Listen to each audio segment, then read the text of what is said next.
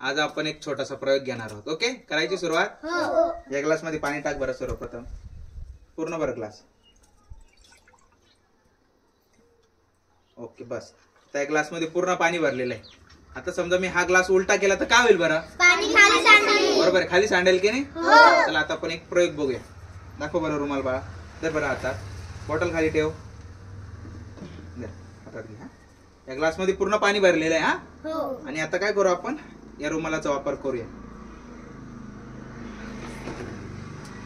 आणि पूर्णपणे आपण काय करूया, घट्टपणे ना हा रुमाल याला गुंडाळूया. जेवढा आपल्याला टाईट गुंडाळता येईल तेव्हा. ओके, आता एक जादू बघूया. सर्वांना लक्ष द्या, इकडे लक्ष द्या. पाणी खाली पडतंय का? असं का बरं झालं बरं? इथे काय झालं, हवेचा दाब निर्माण झाला. काय झाला? हवेचा दाब. त्याच्यामुळे काय झालं, पाणी खाली पडतंय का? बघा बरं, पडतंय का पाणी? ओके, या प्रयोगातून आपण काय बघितलं, हवेच्या दाबामुळे ते पाणी खाली पडत नाहीये. Okay, good.